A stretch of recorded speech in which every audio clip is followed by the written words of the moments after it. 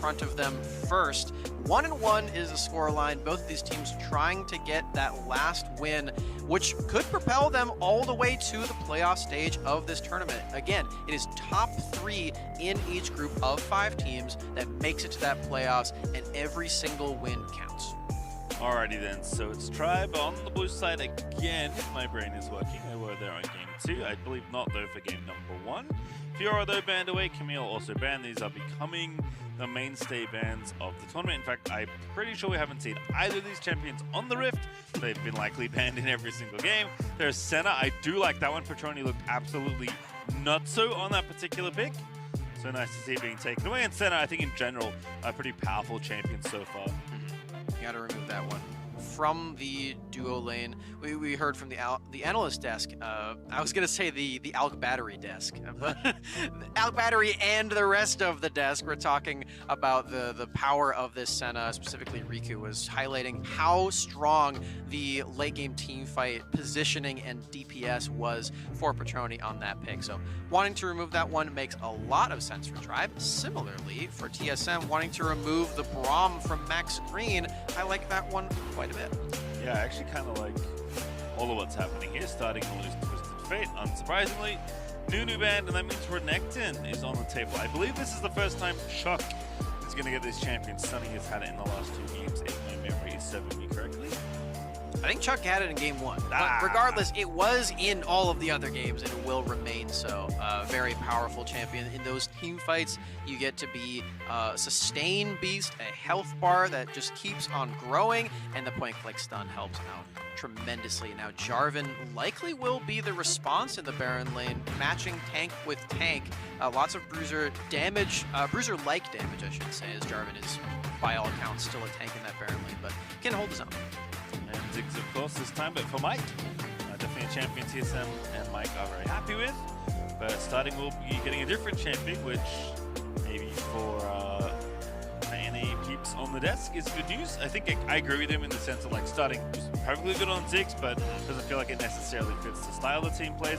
Ttigers, though, going to keep it nice and consistent back on the bye. And MaxGreen, who was pushed off Braum, is on to Rakan as Galio is the other selection there for TSM.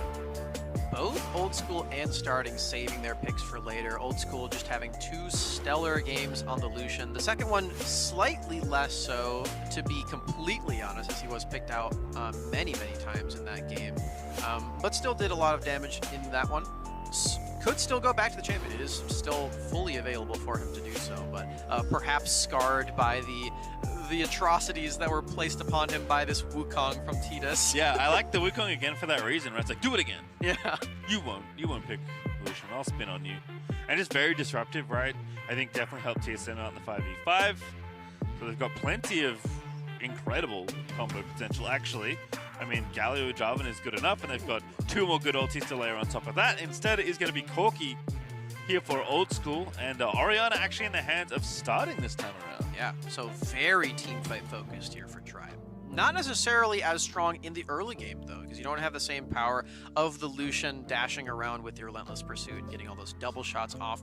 But perhaps for Tribe, they don't necessarily prioritize that champion as much outside of the pair with the Braum, which is banned away.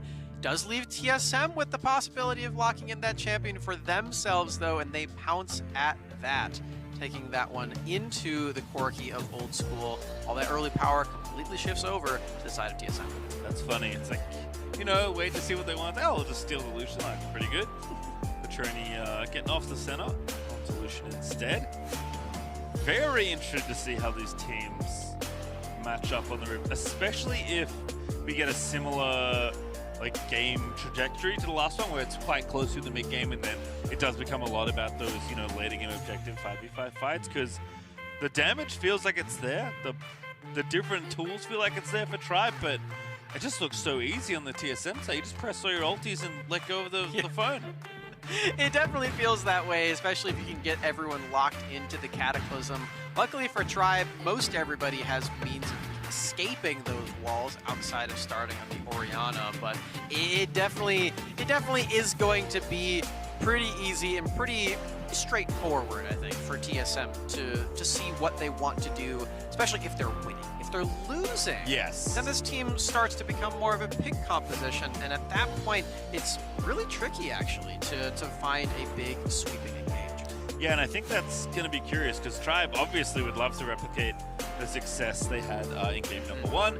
I kind of feel like they just skill check TSM, and TSM weren't quite ready in that game, more than Tribe are massively outskilling TSM, because game 2 was, I think, much more what we maybe would have expected the first game to look like. That being said, even with these picks not having as much potential early power, if Tribe do find a way to get ahead early, I feel like they'll just stay ahead and coast all the way to the end. ttigers has had incredible dives in the first few levels in both of these games. In game 1, he didn't need to do it before level 5 because his lanes were already dead by the time he got there. But in game 2, excellent dive at level 3 on a jungler that you usually expect to want to hit level 5, get the assault and battery, and then just press that button and make it super easy. Tribe want nothing to do with the easy way. They want to go as soon as possible, break your backs, and then get the speed up in a game like this, because then, like I was saying, TSM fall behind, and all of a sudden this composition that's very built around the 5v5 team fight is a lot harder to manage. All right, we'll see what happens here. What kind of game are we going to get? Are we going to get the fast pace of game number 1? Are we going to get the more steady pace of game number 2? Are we going to get something completely different, Max? I guess we'll find out in a moment. But starting, going to play the flipped matchup that he played in game number 2. This time he's on the Orianna side. And no shenanigans just yet. Everyone's at their lanes at the appropriate times. That's very unusual for this series. It actually is, yeah. Tetis is not going to start up on his red buff, so that's at least something that's slightly unusual, not going for the red buff immediately. But yeah, as you said, all things quiet in the first minute of the game. Tribe not going for anything too explosive quite yet. And for ttigers, you do still have that opportunity to play up until that level 5, and then once that pops, you do have the very easy gank. It's just not something that Tribe necessarily box themselves into needing to do, and I'm excited to see if he actually does go for any plays now that he is level 3. All right, well, bottom side is going just fine here for Pertroni on the Lucian. They are the more aggressive of the 2v2 duos, as you can see. I mean, the Summer Spells, more than anything, kind of giving that away. That being said, if they find a good angle, that's a great taunting to Justice Punch, though. Out of carliTo, Oldskool going to have to get out of there, but not before losing a pretty chunk of health. I really like that combo out of carliTo. Very creative to use the Justice Punch backwards, just you do have that little wind up, so he makes sure that he gets that knock up onto Oldskool and forcing the Honey Fruit very early. Now Tetis on this side of the map. Be going for a dive. We'll see they have 2 minions to work with to get this one started. Oh, that's so nice. Double taunt there out of carliTo. 1 kill there for MaxGreen. Can they make the second? It's Tetis flashing away at the last second and not give it away. So nice for TSM as they grab their first blood of the series. Super clean from carliTo. You can feel just how comfortable this guy is on the Galio support. That's 2 plays in a row where he's using his skills to perfection. This time on a dive with the jungler there. Also, Mike, who did show up just for moral support in the end, wasn't necessarily needed for damage, but in case he was, in case Oldskool found himself worse for wear, would have been another kill picked up by TSM. But as it stands, this is still perfectly fine and perfectly great. Yeah, really nice. Just lining it up. Didn't even need the ultis, so it's going to be even easier next time. With a bit more XP. MaxGreen and ttigers, though, all don't get got. They did. All right, that was close, but the steal does not come through from the Winds of War out of carliTo. I really like this build from carliTo. You get the Righteous Glory enchant where you just zoom, and you can't run away from this Galio who's just running Mach 10, taunting you. And now that the flash is available for MaxGreen, which was true before, but this time it's because he used it, it's going to be super scary.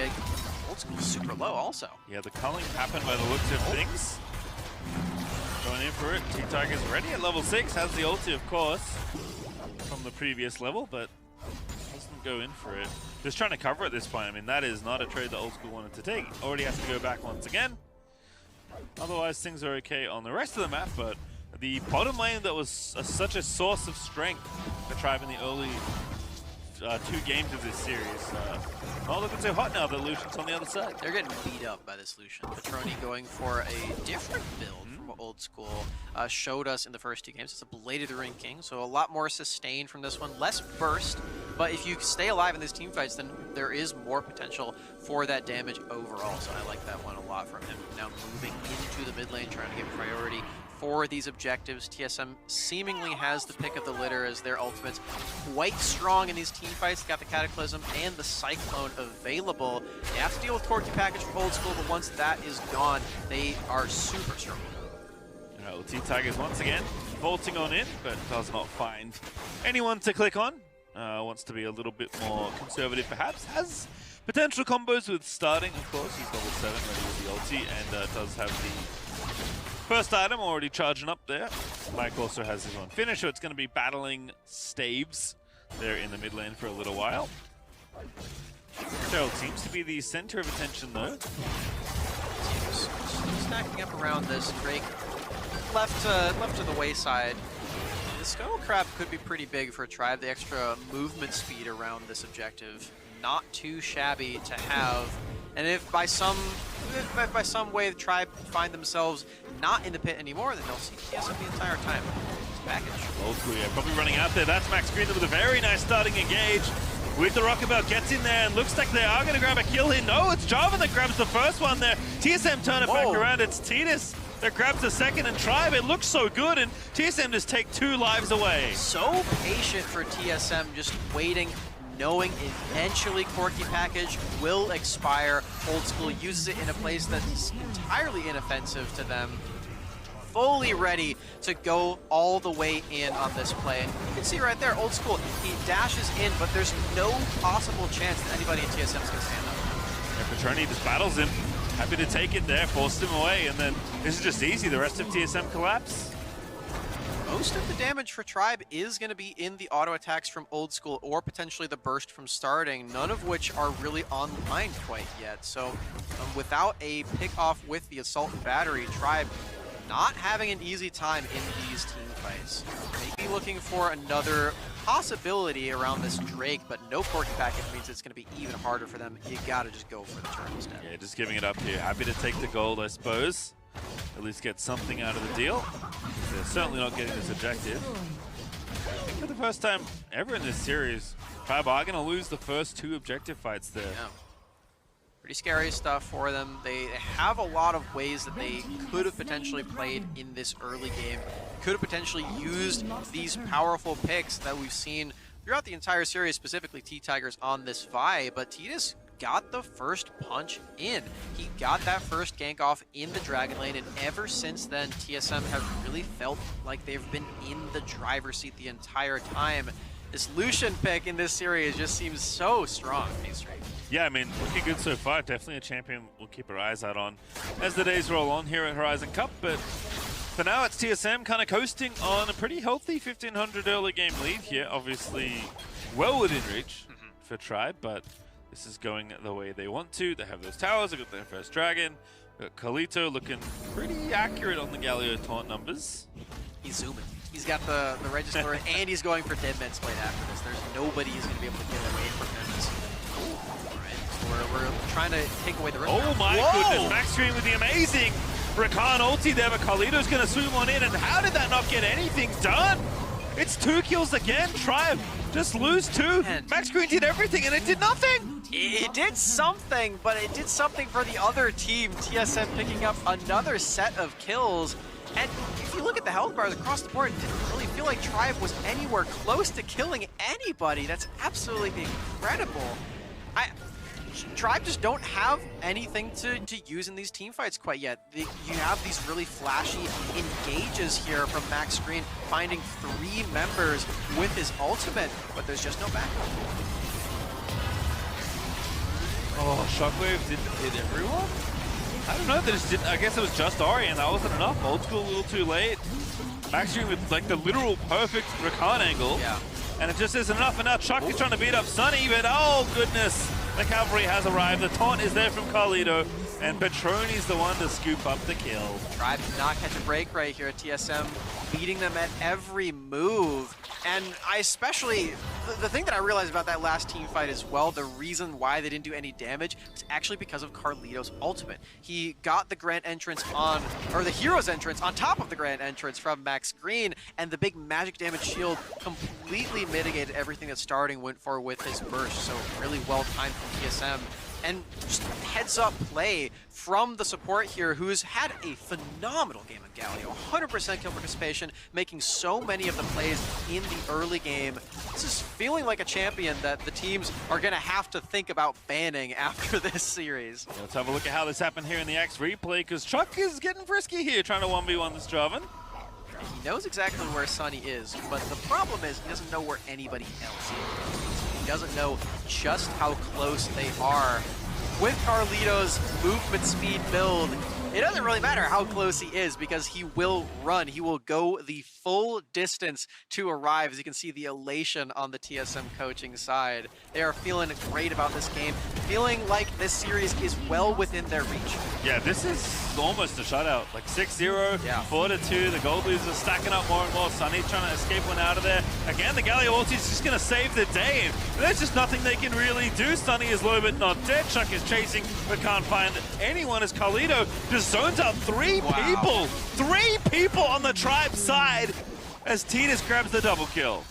carliTo Galio is the name of this Game 3 pastry. He is making play after play after play. I cannot believe just how much work this support Galio is putting in. And mind you, this is not a Senna Galio lane. This is not one where you're farming up the entire time. You're playing on a budget. You are playing with just your abilities and whatever scraps you can get with your gold. He went for the full boot before even buying a single item component. That's how committed he was to being the support for his team. And again, look how much magic damage shielding he gets off. He gets to save his entire squad, and then as you pointed out, he's bodyguard 3 people, completely isolating them from the rest of his team as TSM picks up the scraps, keeping that 100% kill participation, and there's another objective. Oh, that Infernal might be the nail in the coffin for Tribe, to be honest. Gonna be tough here to battle through that. That is a permanent 6% damage for the rest of this game, so that is an uphill battle. The Tribe, and it already has been. TSM looking so good right now, and you said it is this Galio pick that's tying the room together. We'll see what Tribe can maybe do to break it, because Starting's powering up, Oldschool's powering up. We know that they're the ones we're looking at. Give it, oh goodness, caught the enemy Raptor pit, and in the cookie jar, promptly cut off by TSM. Can't power up on this Corki if you're getting killed off in the enemy Raptor pit. I'm not sure what Tribe was going for there, but it was clearly a vision play, and it clearly did not work out how they were hoping. Although, Tribe did get their first kill of the game. Sonyy did die. So it's not the full shutout, but it is feeling more and more like it's very one-sided. Get the mid tower, you know, starting to collect what gold you can. Oh boy. Pertroni is threatening to 1v1 ttigers. Ttigers gets on out of there, starting back down to the bottom side. Go ahead, catch this wave, clear that out. A little bit of breathing room now for a Tribe. A little bit of time between objectives, but gonna try and get as much gold as you can before the next bout, because it's coming quickly. You know, now that Oldskool has these 2 items, I am not fully convinced that TSM have 100% won this game. There is a lot of scaling damage that comes from this Corki build, and on the flip side, not a lot that comes from Pertroni's build on Lucian. He does not have any critical strike items. He is going for the full armor shred build with the Blade of the Ring King Black Cleaver into a Last Whisper item. So no crit in his first 3 items. That late game damage not going to be there at all. And Oldskool can get this one to work. Flash ulti, they're sending it. Chuck is setting it up, and who's going to knock it down? Wow. It is actually Chuck. Gets to kill at the end of it all, starting forced to flash away, because carliTo is straight in there, zooming on in. The shockwave finds 2, and carliTo still gets the kill he wanted. You see just how fast this Galio build is, and just how fast the turret's going about. That's a full inhibitor turret at 13 minutes pastry. And carliTo still lives. He played with fire. He tanked every bullet in the Corki barrel. Oh, and a dive too far there for MaxGreen, gets himself killed. That's collateral. Tribe didn't need to give TSM as TSM are so close to finishing this series. They walked away with that full mid lane completely devastated also, Pastry. This is not good news for Tribe. They have to deal with the permanent buff of the Cloud Drake, the Infernal Drake, and all these super minions that are pouring into this base from now until the end of this game. That's something they will have to overcome if they want to get this win. Their first series win in Horizon Cup. TSM still in that driver's seat, moving over to this Baron that's just recently spawned. See if they want to start this one up, or if they just want to zoom on a Chuck.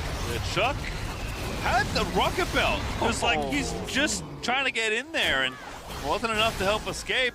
Starting getting low, the Zig's doing a massive amount of damage right now. Brabidon's almost done. There's a dunk. Maybe going to turn it back around, but the Galio's going to set that up, and that ulti almost killed Starting. But the kill happened before it can end as TSM run towards the Baron. Yeah, it feels like they've got this one in the bag, starting dead for 30 seconds. T-Tigers does have Smite, but there's really no way for him to actually get into this pit right now. I love the positioning from TSM as well, moving two of their members, two of their tanks over to this corridor so that the rest of TSM, alongside the clone of Wukong that can tank up the Baron, secure that objective for themselves. And it feels like it's only a matter of time now, Pastry. TSM on the brink of their first win. MaxGreen is playing with fire, and it's going to be very dangerous. Jarvan finds two with the knock-up. They're almost blind through the Wolf Camp as MaxGreen loses, but T-Tigers is not so lucky. And it is a short celebration for the life of MaxGreen. He does live for a little bit longer, but TSM are busy with the base, Max. Looking for more turrets. Shockwave does land by starting, but he has to quickly get out of there for Sonny's all of his damage, all of his presence here. Now Chuck moving in. Just so much poke. The Baron of minions are smacking the tower. Sonny's like, whatever, I'll die. You know what? It's not so bad. And this tower's just gonna get melted. Yeah, Ziggs has enough. Just chucks the bomb in. Turrets are getting zigged, Pastry. Yeah, TSM that happens. Exploding all of them left, right, and center. Well, maybe not right quite yet, but left and center for sure. Those are completely gone. Two waves of super minions pouring in, and TSM, they can just move right on over to this next dragon. Not quite the Elder yet, but they're getting there. And if they even need it, they will likely have all three of their regular dragons online. Now carliTo, so fast. Oh, it just can't stop him. Fastest punch, looks for the taunt, flashes in, barely misses it. But Tetis now has found the rest of the fight. It's Oldskool that's going very deep with the package, but the Ziggs ulti's there. The knocker from Wukong hits onto the Corki. And now Oldskool's just going to be left for dead. Lucian's unstoppable. Sonny's locked up Chuck. He's going straight in. That was such a sick flash play after the flag and drag out of Sonyy. And TSM are going to find the ace and take the victory lap around Tribe's Nexus. 5-0 ace leads TSM to international success in this first win for themselves. Look at that pop-off, Pastry. Look at these guys. They are ruthless. They know how good they are. Oh, look at him. Get him. TSM chance do indeed transcend everything, especially all esports. And that's looking good, you know, maybe we can take this as an NA win, but no. This one's for Brazil. TSM is just in the name, the squad, loyal to their country, and looking good. I thought it was absolute boom after game number one, I'll be honest. Yeah. I was like, oh goodness. It just felt like so many different unforced errors. The game completely ran away from him, like, is this the team that's showing up? And the answer was no. That was the team that was asleep. And when the Lion woke up, it killed everyone, Smacks. What better time to wake up than the last game of the day, Pastry? A reverse sweep, two reverse sweeps back to back. Apparently, this is me now. That's just the Pastry Smacks duo. Great, it's just reverse sweeps. I can't wait for more reverse sweeps. It's been a great They're time. gonna yell at me on Twitter when there's not a reverse sweep now. Yeah, I guess that probably will happen. I'm sorry to say. That's okay. But for TSM, they're definitely feeling good about this one. I love the poses. I do love the tradition of taking a selfie after every game. I hope this continues. Me too. It makes sense, you know, your phone's right there. Yeah. Easy to ready to Should go. we take a selfie right now? Are you feeling victorious? I'm feeling like it's been a long day, but a good day. That's a victory for me. Maybe we'll take a selfie later. But yeah, just reveling in the success of that TSM reverse sweep. The fastest game of that series was their loss. So a huge comeback for them to bounce back after that really crushing defeat where they were getting ran around